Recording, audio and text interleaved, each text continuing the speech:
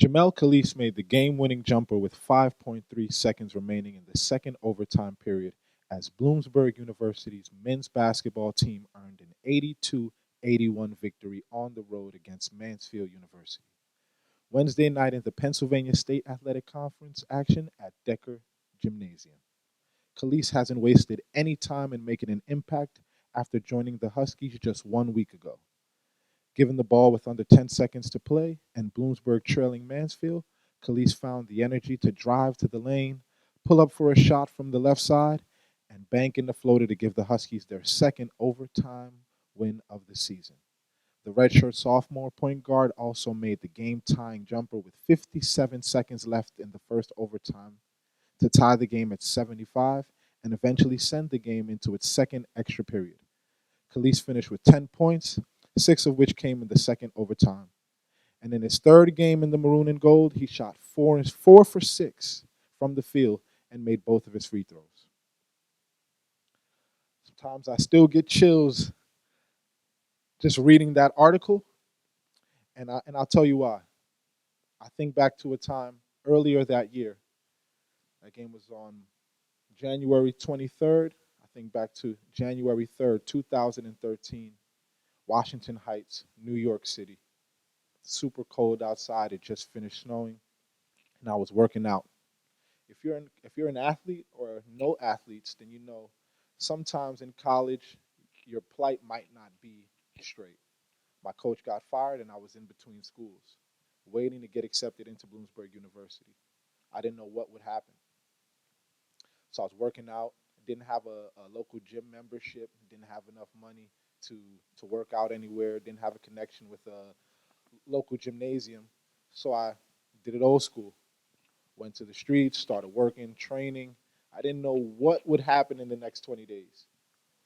So when I think back to that experience, it reminds me of how opportunity can meet preparation.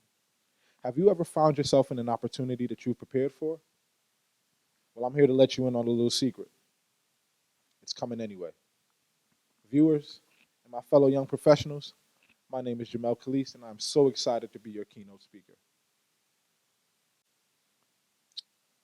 Today, we're going to talk about the philosophy of Nipsey Hussle, when opportunity meets preparation.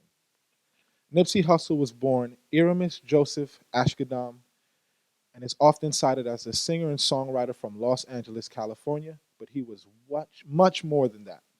He was a visionary, a community organizer, a real estate investor, a cryptocurrency enthusiast, an actor, a mentor, and he was a superior man in every sense of the word. Through his business moves, music, and community activism, he was on a mission to teach his community about being fiscally responsible and owning your now and future. Nipsey Hussle was fatally shot and killed in front of his Marathon clothing store on March 31st, 2019. If you're somebody like me who uses music to help you get through tough times, tough workouts, tough situations, a tough breakup, whatever the case may be, then you can resonate when I say that Nipsey Hussle was that changing factor for me. His music made me look at life differently, made me approach situations differently, and I'm completely grateful to have even come across him as an artist to begin with. And through his music, I learned a couple of key points, and I'm going to share them with you today. Number one, you have to have an unwavering belief in yourself. See, as young professionals, when we're stepping into places that may seem unfamiliar with people who've been playing the game a lot longer than us, it's easy to feel discouraged. It's easy to feel like your voice isn't being heard, and it's easy to feel like there's no way up. I'm here to tell you that you have to have an unwavering belief in yourself, first and foremost, in order for anything else to start moving forward. Number two, you have to visualize and plan for your dream. See, as young professionals, we don't know what the future holds. You don't know what tomorrow is going to bring. Look at COVID-19. It changed the scope of our reality. You have to visualize and plan for your dream because the future is unknown. But you know what you want for yourself. For me, when I was training on those streets in Washington Heights, I was thinking about What school might I be going to? The opportunity that I might be walking into. And I needed to be prepared regardless.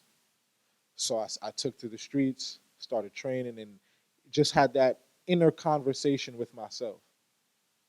You have to visualize and plan for your dream. Number three, you have to study those you can relate to. I chose Nipsey Hussle because he is somebody that I can relate to. And I felt that it would be easy for me to relate it to you guys through his life. He's somebody that I studied. He's somebody that I listened to his lyrics. I watched countless interviews. I've listened to podcasts. I've bought the clothing. I've completely bought into him because I believe in his success. So you have to study those that you can relate to. It'll help you become more successful. You have to stick to the script, but be flexible. So as it relates to my life, as I said in the beginning, I was a basketball player originally, but you never know what life is going to throw at you. My coach got fired, and in the middle of the school year, I found myself without a place to go to school and essentially back at home. I didn't know what would happen, but I had to stick to the script and be flexible. I had to go to the street, start working out, go to the parks in the cold with some gloves on, do some pull ups. I just had to be prepared for the opportunity that might present itself. See, I wasn't sure, but I was sure that I was going to be prepared. I think that in being flexible, you allow yourself to move as life takes you. Life is not going to be A and B. It's going to be A1, A2, A3, A4, A5. You never know. So you have to be flexible, but you have to stick to your original plan. See, a lot of us find ourselves in positions that people think just fell in our laps. They don't know that it took years of studying the people that we can relate to, visualizing our plan, and having an unwavering belief in ourselves before the opportunity even presented itself. You want to use the system, but don't let the system use you. See, I chose Nipsey Hussle because of one of his mantras: all money in, no money out. And if you don't know Nipsey Hussle, we'll use Prince. See, the idea of all money in and no money out in Prince's philosophy was of ownership. They made the money off of their art. They weren't controlled by the system. Although they used the system, they weren't controlled by it. See, a lot of times as young professionals, we can get used for our energy, for our youth, for our ideas, for our community, and then we end up burning out and not putting back into the system or creating new systems for other people to come through. There's a quote that I like that says, don't go the path of least resistance. Take the harder path and leave a trail. And a lot of times we have to do that as young professionals. We're going to be in spaces that we're probably 20 years the junior, or possibly 10, or whatever the case may be. But it's going to be some generational issues. There may be some divide. So you have to be sure to not be controlled, but still maintain a belief in yourself. Nipsey and Prince did a great job of communicating that through their music. And so we were people like me and myself. People like myself are able to pull from them and pull those motivating pieces and apply it to our lives. See, I'm not a musician or anything like that, but I can relate. See, at Bloomsbury University, we had the opportunity to charter our group in 2015. We had a lot of great energy. We had a lot of people interested. I was going around. I was singing praises of the organization and just trying to recruit as much people as possible. We raised money, we promoted, and we sent our money out. Unfortunately, as some of you may know, the mailing system isn't always the best. So the check was lost.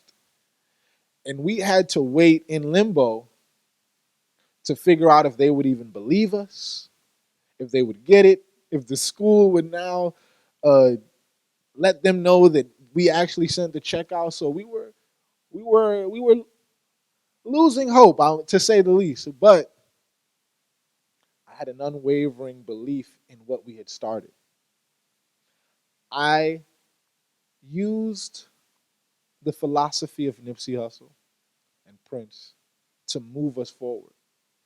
I said, you know what? We sent the check out in good faith. We know we didn't do anything wrong. Let's trust that things will go through. I had an unwavering belief that the NAACP and the school would do right by us because we were doing right by them. We were bringing a political organization to a multicultural community that had not been engaged in that way for years. And we were doing it in a different way. You know, like I said, again, I'm not somebody who was politically inclined, so I found different ways to pull in my community. I did things like a Drake party. If anybody knows who Drake is, what we would do is we'd play Drake all night. And if you came to our meeting, you could get in for free. But if you didn't come to the meeting, you had to pay $5 and register to vote. So you couldn't pass that front door without giving us $5 and making sure that you're registered to vote or seeing if you were or not. So we found different ways because we believed. See, sometimes if you don't believe, you're not gonna find those tricks and those nuances and those different things because you're gonna be one track minded. You're gonna allow people to say, "Oh, Drake night, what is that? Oh no, I don't think that's gonna work. How Drake in politics and voting? I don't." We believed. We registered 60 students that night. We weren't chartered yet, but we were moving. We were on to something. And we believed. We visualized. And we planned. Before that Drake night, we thought about it. We sat amongst each other. We said, what is something that we can do? And see, I'm saying that because I know that although we may be politically inclined now, some of us, I won't speak for everyone, we didn't believe that everybody would understand the seriousness of getting out to vote, learning the information, making sure that they had the right address and different things like that. So we had to be unique about how we went about doing those things.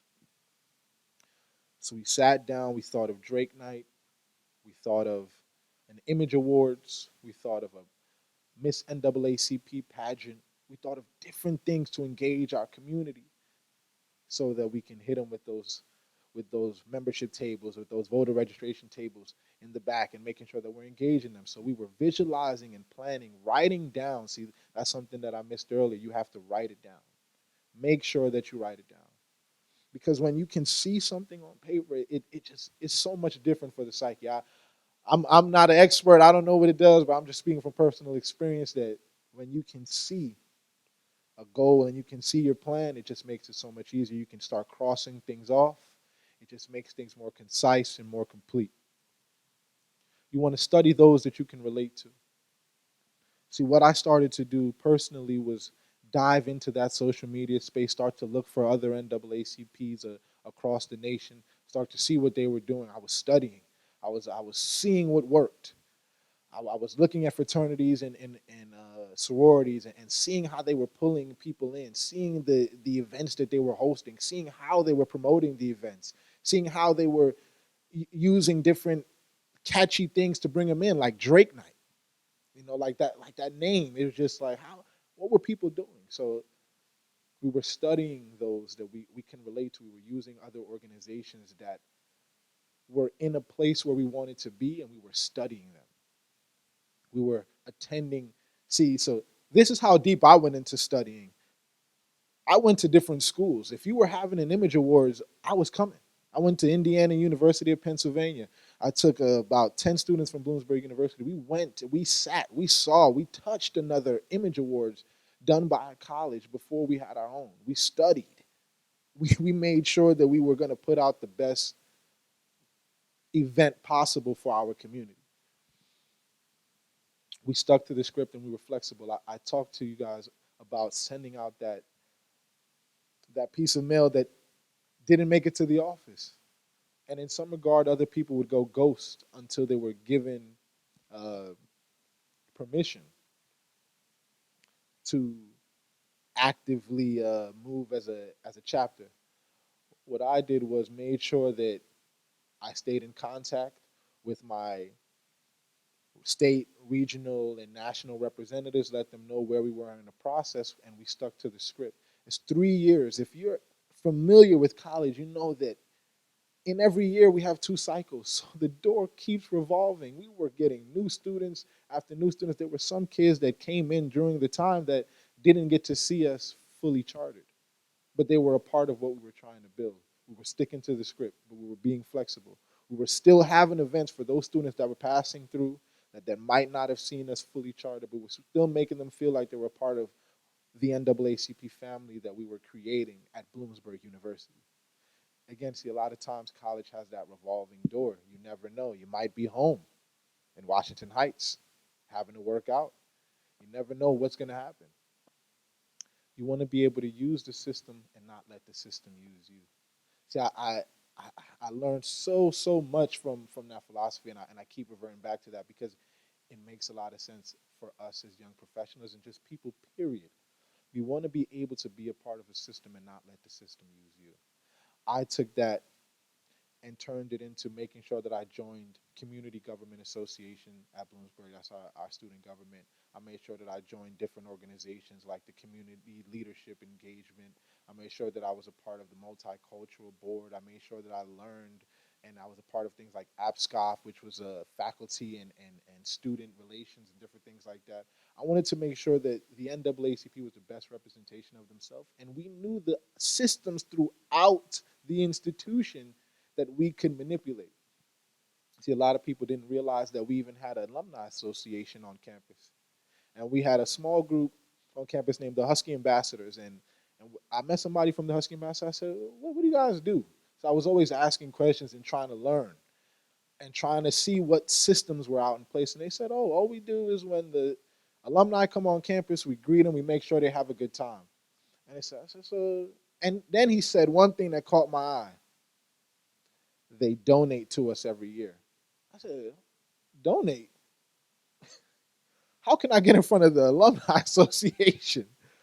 And I used that system. And lo and behold, they allowed me to pitch.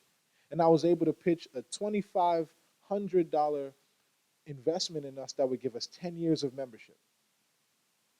If I didn't know the system, I wouldn't have been able to use it. You got to be able to use the system and not let it use you. We were able to get funding. We were able to meet alumni. We were able to make relationships throughout the institution that carried us over into 2018. In 2018, I was no longer the president. We had transitioned, and a lot of the work that I had left had been in the hands of somebody else. See, I had an unwavering belief in myself. I visualized and planned. I studied. I stuck to the script, and I was flexible, but I was gone. And I had to trust that the people that I put in those positions were going to be able to use the system and not let the system use them. For me, I had the opportunity of a lifetime. Again, I want to keep and reminding you because a lot of times you're going to bump into people that this wasn't by design for them, and they just prepared for the opportunity that was coming. I told you guys I wasn't politically inclined like that. I wasn't a guy that you could hold a conversation with, and I was intimidated by the idea of being an NAACP president on a college campus. So I studied. I obsessed. I joined different programs that the NAACP had to offer.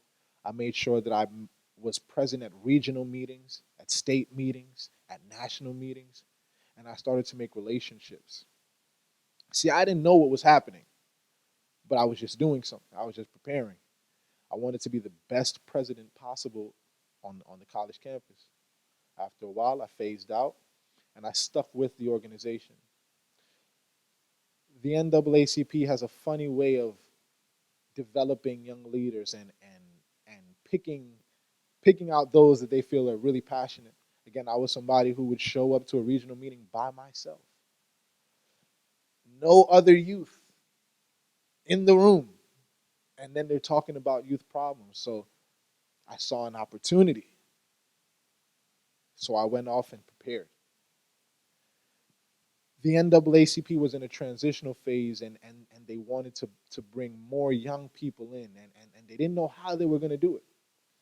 And here I am now. Imagine if I was afraid to speak to college students about politics and community issues, how nervous I was going to be to speak to my elders about it. And for them to trust that I had enough knowledge and enough understanding of the association to even hold a position on a state level. I prepared.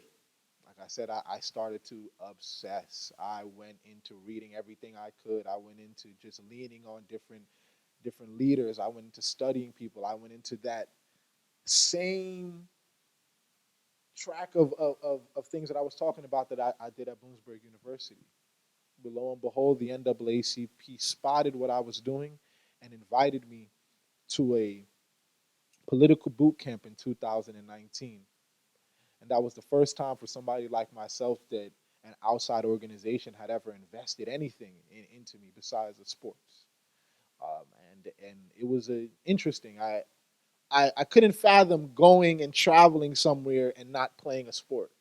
I would be in webinars and trainings for the entire day. So this was new, but I was ready. I was pumped up. I'm representing Bloomsburg. I'm representing Pennsylvania, and so let's do it. But again, I was extremely nervous. There would be adults there, and at that time, I was only about, I think, not 18, like 22 or something like that, and I just didn't know. I didn't know what to expect. I made sure that I studied up on what was happening in the state, just in case anybody was going to ask and they wanted to have a conversation. And I was blown away because the I'm going to say this: when you find an organization and you find a space that accepts you, it's so easy to be yourself. And I was blown away because those weren't the questions. How's travel? How's the chapter treating you? Do you need anything? Do you need any help? Can I help you with anything? See, I thought it was going to be quizzes and all of this stuff. And sometimes life has a way of sending people and sending opportunities to you that's going to prepare you for something that's going to come later. You see how? So in Ohio, I had the opportunity to meet Wisdom Cole. Wisdom Cole was a young organizer, and he was working with the national staff. And Wisdom had an idea to do a gubernatorial campaign in Pennsylvania in 2018. And we were going to shut it down. See, again, like I said before, state conference was no youth. So I made sure that I started to rely back on those presidents that I had called before when I was chartering the Bloomsburg NAACP. And I asked them who was in leadership in their institutions currently. They gave me those names, and I was able, with wisdom, to do a cross-state campaign that the NAACP in this time hadn't seen in a couple of years. The energy that I injected into the state conference that hadn't been seen, and I was a singular person. See, I was motivated. I believed in myself. I dreamed. I studied. I stuck to the script, and I was ready. See, that was the small and I thought that was the opportunity. Sometimes when you're going through things, you think it's happening. Oh, it's happening now. Stick to the script. Stick to the script. Wisdom and I, we sat, we talked as he started to go through different schools, and he stopped in Bloomsburg, and I went with him to Philadelphia and different things like that as we met with Temple, he met with IUP, Penn State, Millersville, Westchester. I like to think that I helped the NAACP expand their reach in Pennsylvania as far as the youth and college is concerned. But after that campaign, I just started to receive so much more blessings. See, I didn't know what I was doing. I didn't know while I was at Bloomsburg that there was blessings waiting in 2018 and 2019 that I had prepared for in 2015 and 2016. See, because like I said earlier, the opportunities are going to come regardless. You have to be prepared. And preparation can take form in a lot of different ways. But for me personally, and I hope that you can take from this, for me personally, it was in doing slides and planning meetings. See, I was prepared. I was giving myself a foundational base to become so much more. I didn't know what I was doing, so I would stay up, and I'm not encouraging anybody about this, but I missed classes obsessing over how meetings were going to look for two people to come. You know, like, and I believed in myself, and I was still next meeting. I was even more pumped up because I didn't know. I just felt like something was going to come out of this. I was a basketball player, and I found more joy in planning meetings than I did getting ready for games. And when I started to realize that, I dived into it, and in that point, I met wisdom. And like I said, life has a way of throwing people and opportunities in your way to prepare you for something that's going to come. So after our campaign, and we move forward, and I get these opportunities, the NAACP tells me that they have a program called Next Gen. Next Gen is a program for 21 to 40-year-olds that are interested in unit administration. That's me. You know, I'm like, hold up, what is this? And it's at that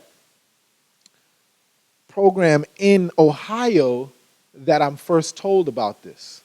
See, in Ohio, I met a young man by the name of Major Woodall. And Major Woodall would go on to be the youngest state conference president ever in Georgia's history for the NAACP. Major suggested, have you ever thought about Next Gen? I was like, I don't know what that is. You know, I'm just here. I'm not trying to do too much. I just want to hold my peace, represent the state as best as I can, and just go back home and do what's necessary. But Major saw something in me, and he suggested it. And another young man by the name of Derek. Derek now works for the national staff. He suggested, you should go to Next Gen. So they believe, I believed in myself, and I believe that they saw that belief, and they were able to say, join this program. You want those skills? We hear what you're saying. We see what you may need. Join the program. See, a lot of times, and that's a point that I want to bring up too, as young professionals, you have to be willing to take criticism. See, a lot of times, and that's just a little nugget, because we think we know it. We think we know everything. We're in the age of information, so it's easy for us to look things up and find results of certain things. But a lot of times, people can see things in you that you may not be able to see in yourself.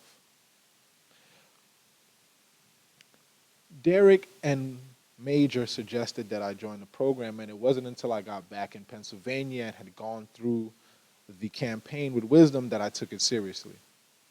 2019, I believe it was, I joined the program. 2018, I joined the program. The NAACP started just overloading us with unit administration information. They started introducing us. Like, I had the opportunity to meet, and I'm forgetting his name right now, but one of the heavy hitters in the NAACP. And when he walked into the room, you could smell the cologne from the back of the room. And it was for me, for somebody, you know, as an athlete, you know, to me to be able to be in a room with political figures, to be able to learn, to be able to pull from these people, I was like a deer in the headlights. I had to just take it all in. But what I did was, I made sure that I was present in that moment. I learned, and I started absorbing. I started looking around, I started realizing that I was the only one really writing notes and literally have my phone recorder on, because I wanted to come back and I wanted to take it in, and I wanted to be able to do more. So I didn't know what I was preparing for. I didn't have any position at that time. I was just in the NAACP. After completing the program, I had the opportunity to become the advisor for the Pennsylvania NAACP Youth and College Division. And in that role, I oversee youth councils and college chapters, all throughout the Commonwealth. In my time as a youth and college advisor, we've been able to go from 11 youth and college units to 23. I believe that it was a mix of my preparation, the education that the NAACP had given me, and just my unwavering belief in myself. See, a lot of us may be in organizations, and well, I'll speak for me specifically. I'll do that. A lot of people believe the NAACP is old school. A lot of young people. It's an issue. I had it on college campuses, and we're having it now. A lot of people think the NAACP is outdated. And so I found myself trying trying to convince people that there is a system that the NAACP has been ironing away for over 100 years that we can use, but not let it use us. And I started to try to pour in and try to bring young people in, and we were successful, very successful. Went from 11 to 23. We were doing different things on college campuses. We were making apparel. We were making jackets. We were having Drake nights. We were having NAACP image awards and pageants and tabling and making sure that just the slightest things. As an advisor, I would make sure that I tried to send funding for pizza and different things like that, making sure that they felt connected to the state conference. See, that wasn't a problem before, but a lot of times you have to be able to connect in the way that the young people can feel. So our older advisors, they hadn't been disconnected, but they were just connecting in different ways. And what I was able to do as an advisor was just evoke emotion and pride back into the organization, at least in this state, and a sense of urgency in what we were trying to do as far as our missions and our programs. In doing that, I was content. I thought, how can somebody who just went from not knowing what college I was going to be in the next week to being the advisor for the Pennsylvania State Conference NAACP Youth and College Division, I thought that was it. I thought that was the opportunity. Well, it wasn't. See, the advisor that I had succeeded was Miss Felton. Miss Felton was the advisor for our youth and college division for the NAACP in Pennsylvania, and she had been doing a great job. And Miss Felton called me one day and said, "I think you should be the advisor." And I was like, "Me? I don't know if I could be the advisor, Miss Felton." She said, "No, you can be the advisor." And like I mentioned before, you have to be open and willing to receive what other people may be seeing for you. I believe she told me and started to just go down the list. Well, you said you was going to do this and you did it, so you believe in yourself. You started doing this and you visualized and you planned, and I've been seeing you talking to this person, so you've been studying those that you probably can relate to, and you stuck to the plan even though they lost the check, and you made sure that the Bloomsburg NAACP was still around, and you're using the youth and college system to help yourself, so why not? See, so I hadn't even realized that I was doing that when she had mentioned it to me. I had gone on, and like I said, I stepped into that role in 2020. I got another phone call from Miss Felton, and she said, "What would you think about being the president of the Wilkes-Barre NAACP?" See, it wasn't going to be guaranteed. I would have to run, but she just wanted to throw the idea at me. What would you think about that? And I said, I don't know if I could do that now. See, I had known about Mr. Felton, and for those of you who are from the Northeast Pennsylvania or even Wilkes-Barreans, Mr. Felton was a tremendous figure in the area for years. So even in Bloomsburg, and not even being from Pennsylvania, I had known of the work he had done. He's a legend in our state conference. So to even think about coming after Mr. Felton, it was pretty big shoes to fill, to say the least.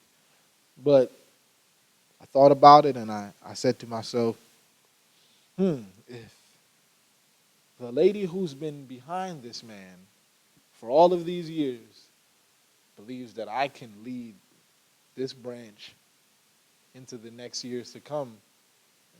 Maybe I should take the opportunity. It's like I said before, I thought that being the advisor was the opportunity.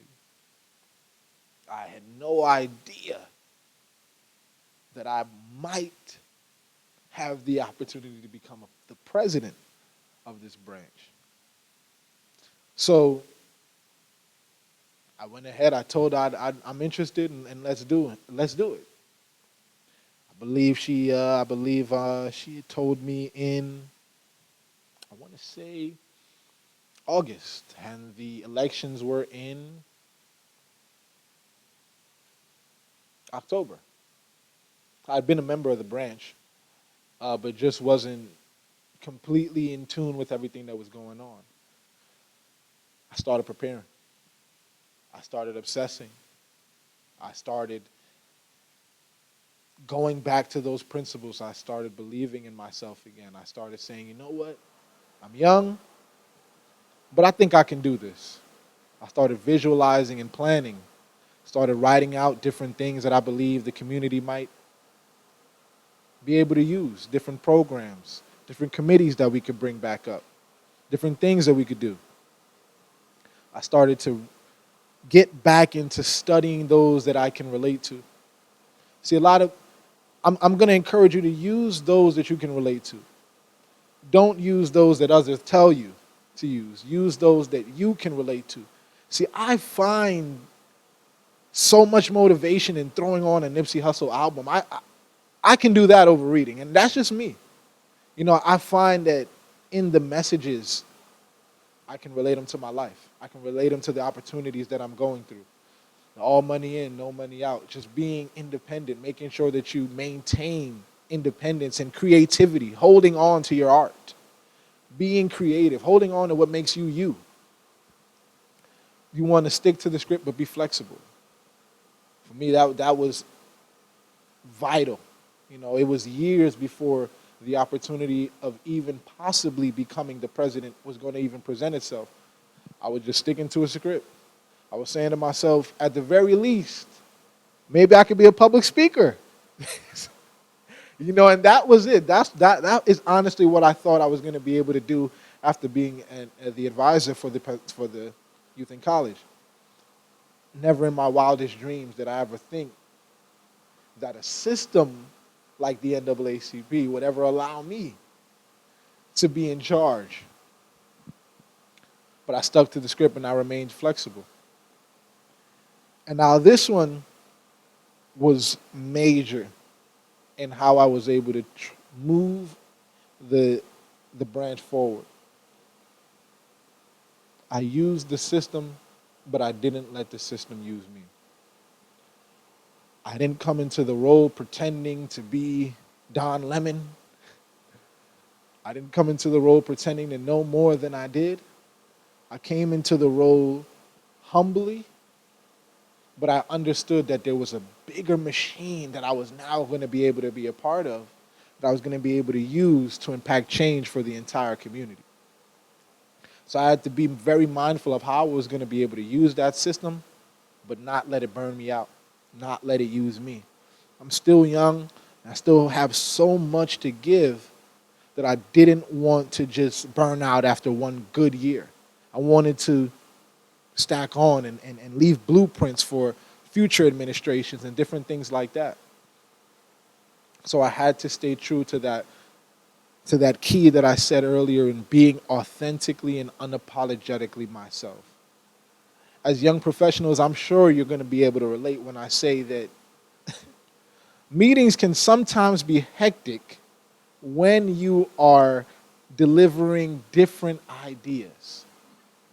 But you have to be able to remain authentically yourself. A lot of times, if you don't believe in what you're presenting, you're going to be shaken. They're going to poke holes in it. They're going to be able to throw it out, everything that you've been working on. So you want to be authentically and unapologetically yourself. I'm going to leave you with this quote. It is better to be prepared for an opportunity and to not have one than to have an opportunity and not be prepared.